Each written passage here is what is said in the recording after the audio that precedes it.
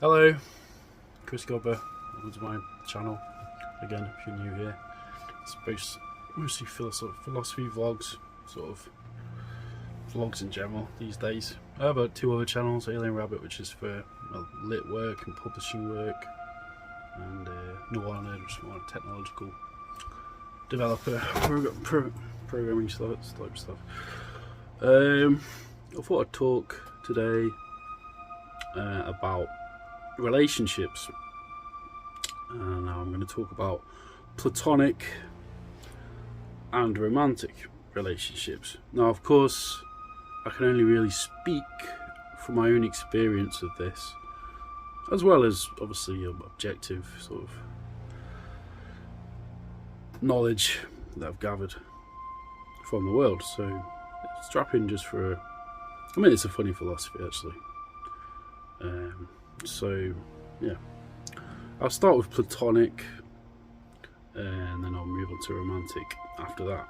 Like I said, this is half going to be from observation, half from personal experience, right? Okay, so platonic relationships: friends, colleagues, mentors, peers, yada yada yada.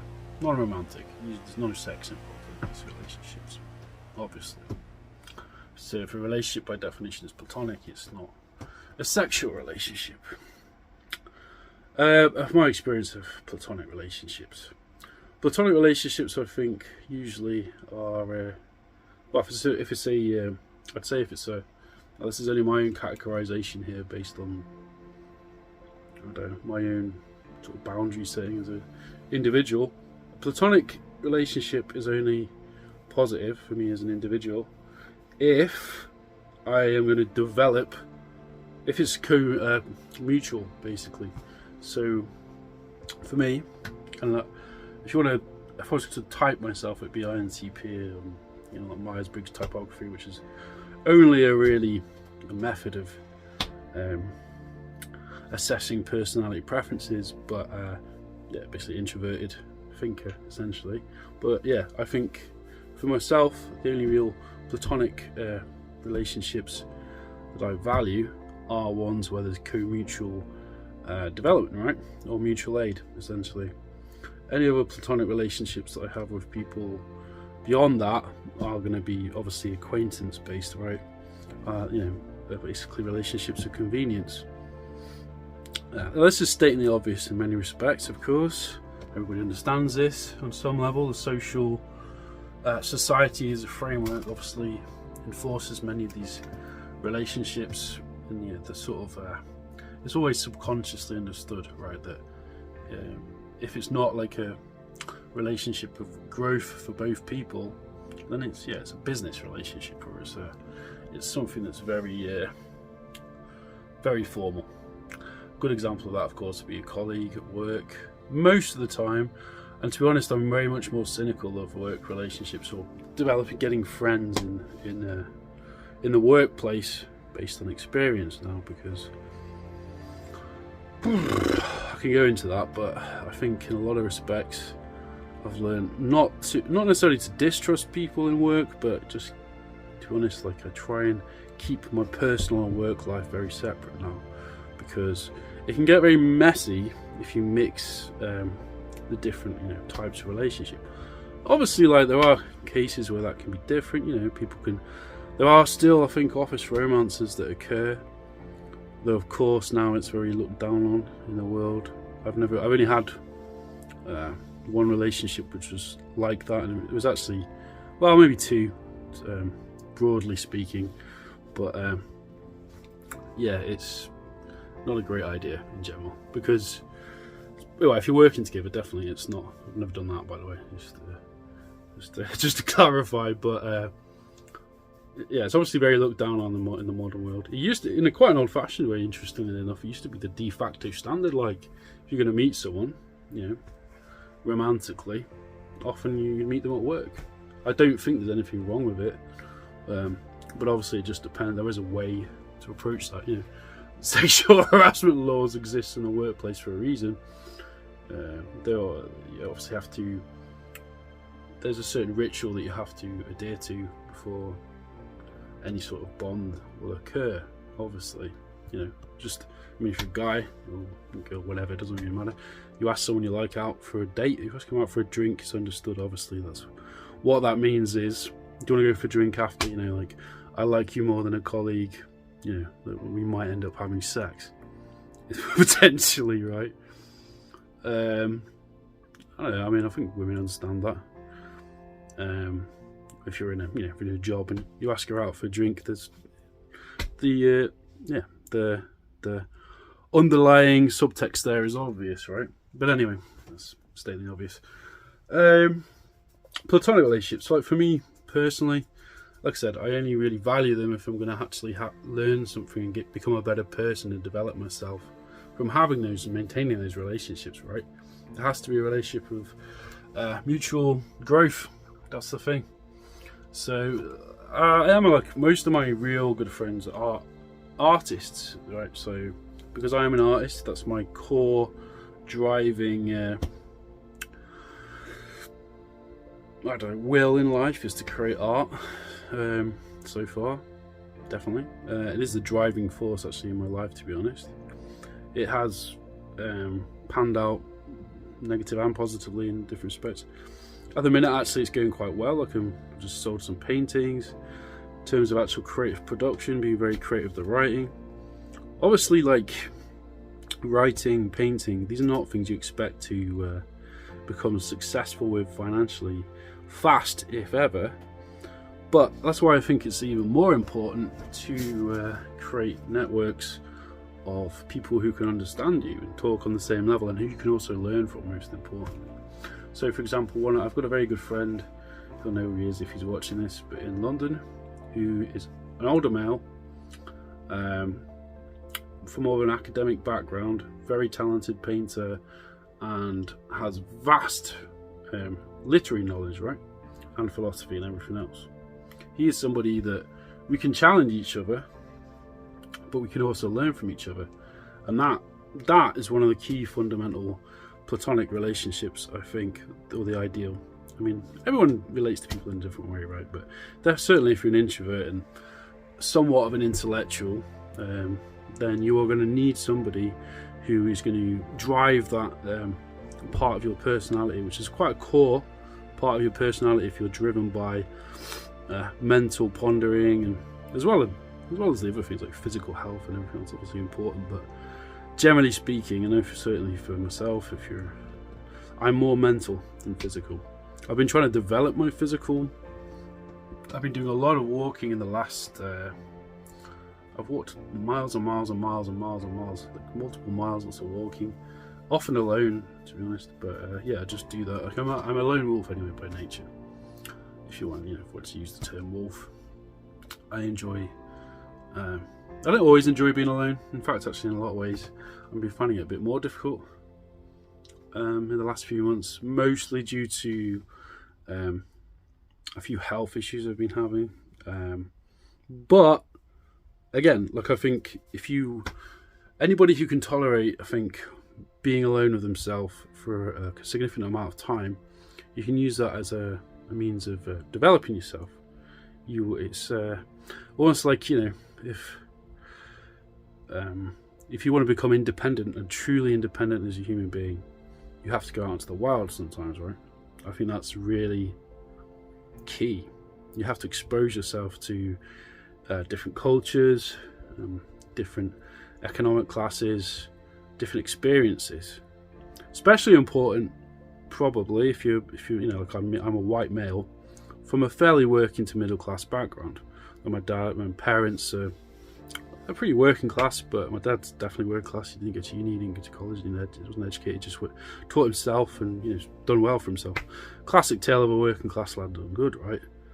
But because of that, I was given a lot of I was taught by my parents to be self-reliant, right? And I've failed at this. Like, even recently, like I said, because I've been having some health issues, I am for the first time in about 6 or 7 years, I'm back at staying with my parents momentarily. It's not an unusual thing I'm approaching 40 now, I'm just 37, but if I was comfortable with that, right, that would be a different thing from me being uncomfortable with it, which is what I am. I'm not comfortable with that situation, which is a positive thing. It means that I still want to be a self-reliant person and go forward to the next stage of my life with more independence and that. Anyway, I've gone off track a bit, so probably be a bit rambling. Romantic relationships, much more complicated, of course, and for everybody, usually much more fraught.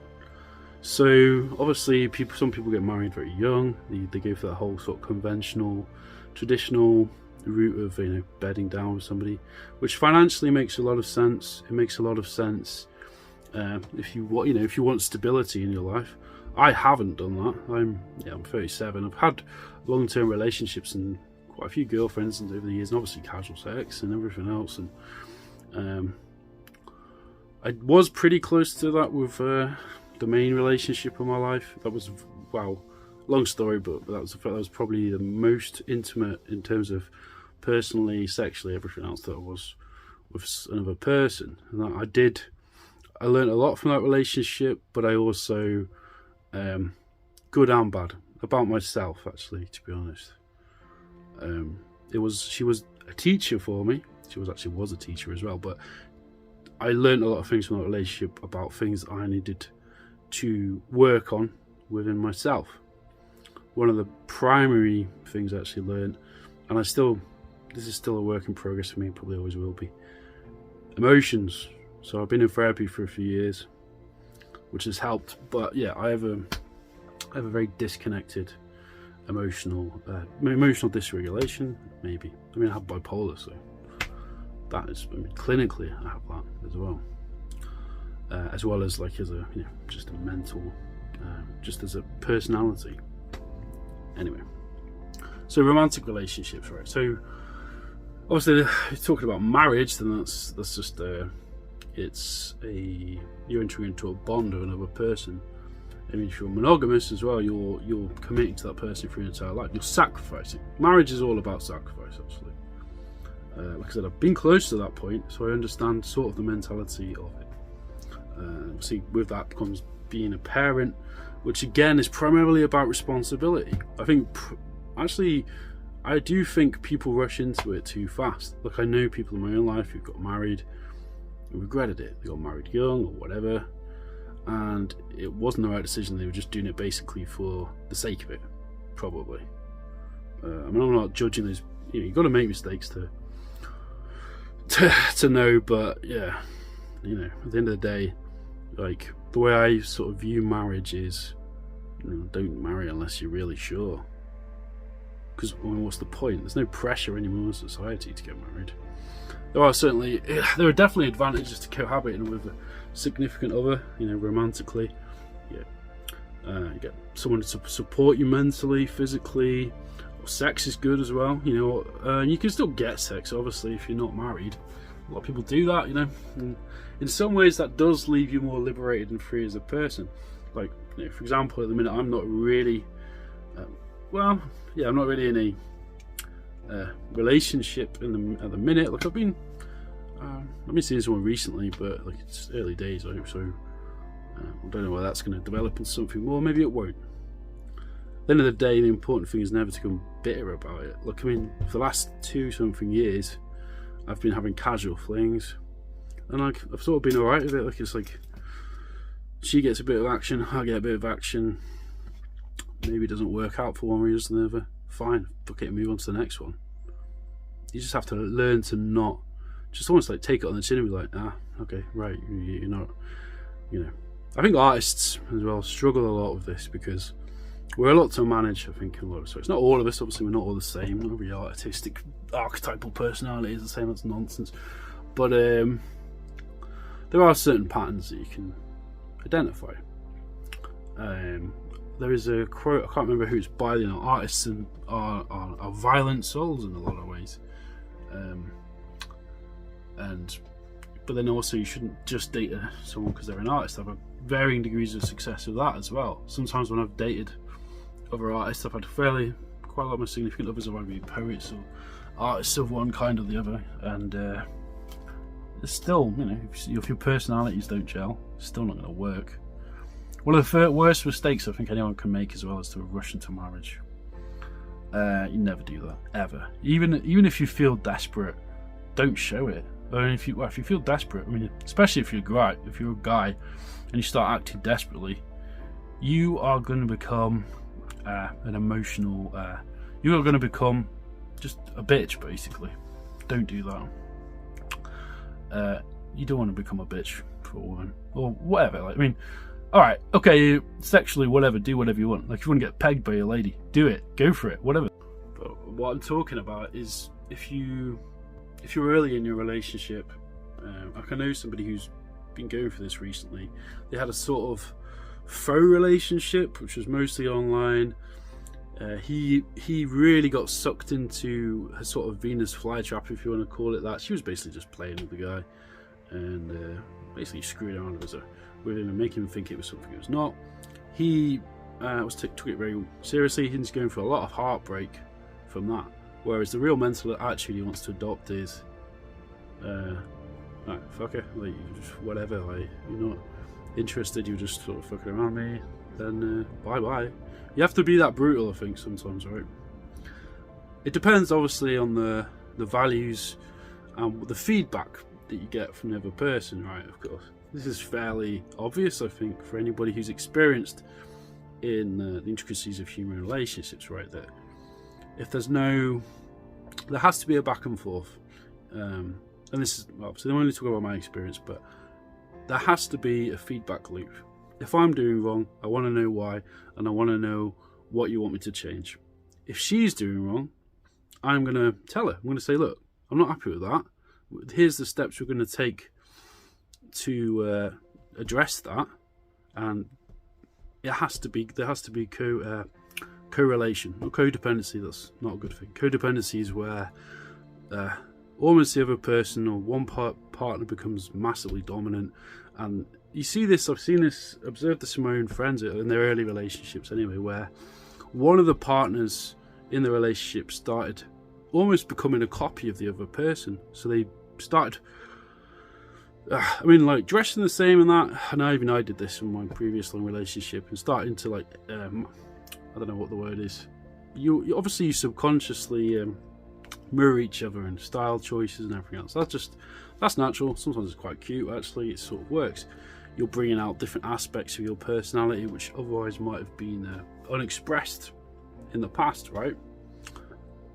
Which is a positive thing. The relationships are always about, or should always be about, personal development. But negative relationships, you have to be very, very, very, very, very, very alert to obviously red flags that can. Obviously, one of the main ones is control.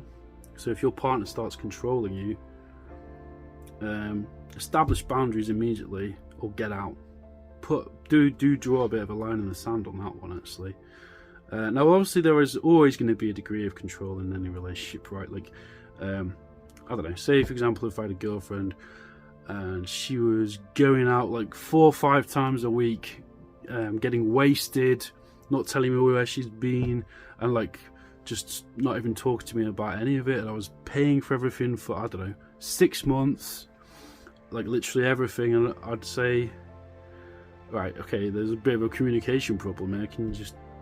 I'm willing to figure out what's going on, but like this is a bit of, it's a bit disrespectful, really. Like, and likewise for a woman, obviously, like if you have a guy who is never seeing you and is ridiculously just won't even engage with you or won't even spend time with you, that's shit, right? It's been a shit boyfriend, obviously. So it's give and take. It's simple. I mean, most relationship, in psychology, you have anxious avoidant relationships where one is an avoidant, one is an anxious. So the anxious person is constantly seeking reassurance that the relationship is working, and the avoidant is constantly avoiding the issues. Now, I've been through this specific loop myself. I'm more of the avoidance. I've actually done the testing for this. I am more on the avoidance side but I'm mostly secure. So you can see that basically for me as an individual, my preferred style of relationship is secure, which is, it's probably the ideal. It's where communication is mutual, respect is given to both sides, give each other respect, and both partners basically understand each other, the good and the bad, and work with each other. So again, like the framework from which I can test most of these frameworks to relate to my own experience is my longest term relationship, and most of the time that was actually a secure relationship, more or less. But we did, when it started to fall apart after 4 years, then it turned into an anxious avoidant relationship, and there was a sort of loop there.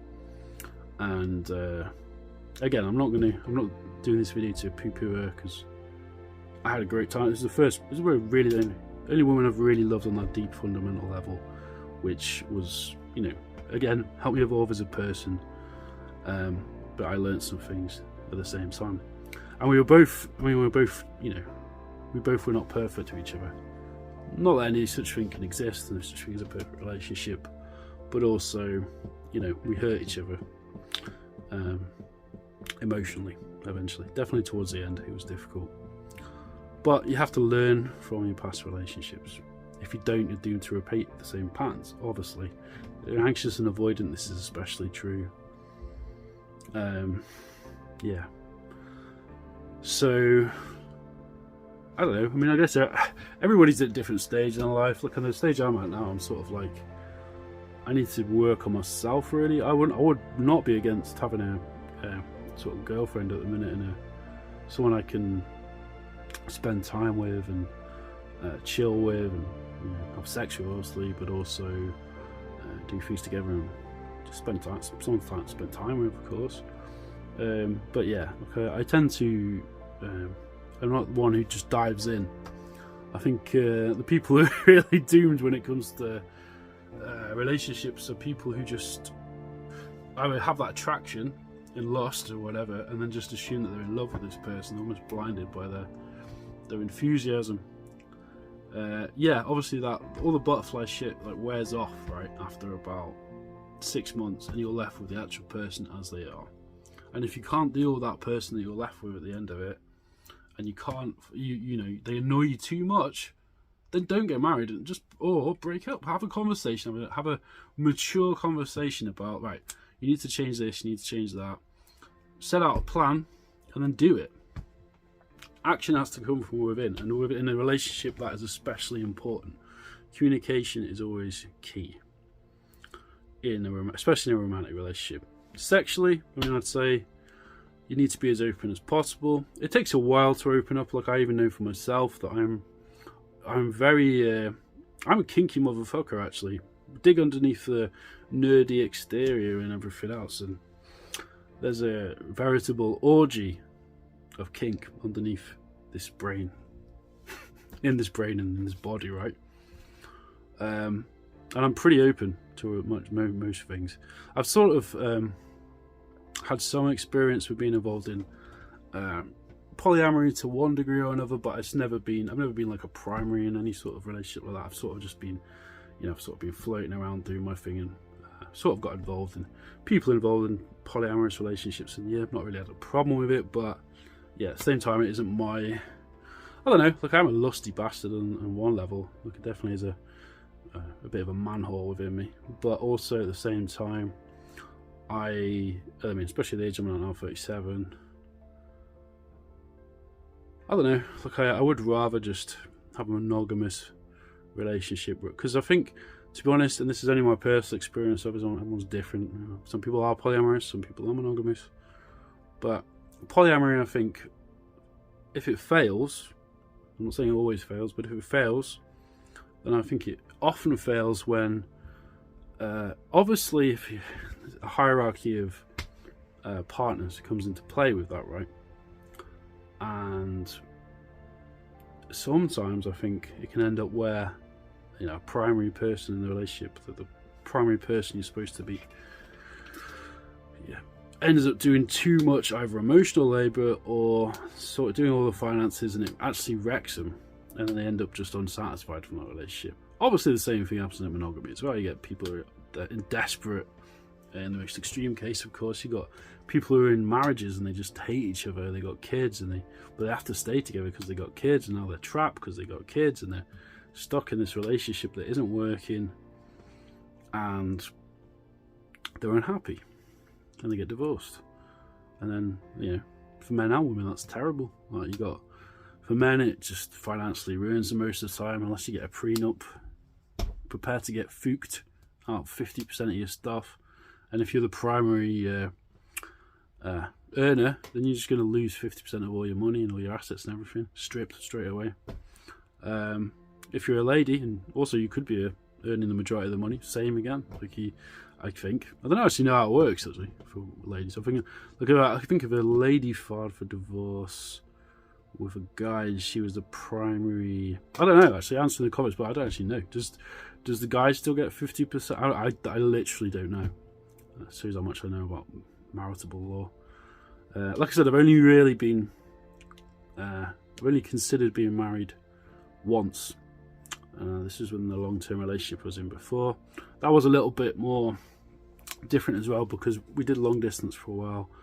And yeah, I won't get into too much details. Obviously, it's personal shit, but she wasn't from the country I'm from. So yeah, I went over there to live for a while as well. Blah blah blah. Anyway, yeah, just I'd say with any of that, like, I mean, this is glib, but if you're gonna get married, just make sure it's the right person, because you're gonna be with them forever. The sex is gonna get less exciting. You're probably gonna have to spice it up in the bedroom. But you have to make sure that you are completely open yourself, and you just talk about how you're feeling. You know, for us guys, that can be difficult. Like, I know I hide from my emotions. Half the reason I do my artwork is to express that stuff, ironically enough. The funny thing is like, I'm a very emotional person, like I said, but it's almost like I almost hide in my intellect, and I need to get the emotions out, because I experience turbulent emotions. I need to release that, express that through artwork. But I'm terrible. Look, I'm a terrible person to live with. I always warn people whenever I live with them, like, get ready for mess. I suffer these depressions where I become very lax with looking after myself, my environment, and I don't mean to do it. And I do warn everyone about this, and it ends up annoying everybody. And well, it didn't actually, for, like I said, with the long-term relationship I had, we both had a mutual understanding, and we both worked together to tidy. Neither of us were also bothered about how would you say, clutter, which is, I'm very comfortable living in clutter, and it's very rare actually that I do go into the extreme mess mode. But I would not live with someone who's obsessed with cleanliness. It drives me nuts. It drives me fucking nuts. And like, also I drive people who are obsessed with cleanliness and nuts. So it's sort of a mutual. It doesn't mean I dislike them as people, but I can't live with them. And I've done it. I've done it a few times. I lived with this guy ages ago who was like very anal and very about everything. And 2 months after 2 months living with that guy, I was just like, fuck's sake, just uncork the fucking corkscrew from your asshole and just chill the fuck out.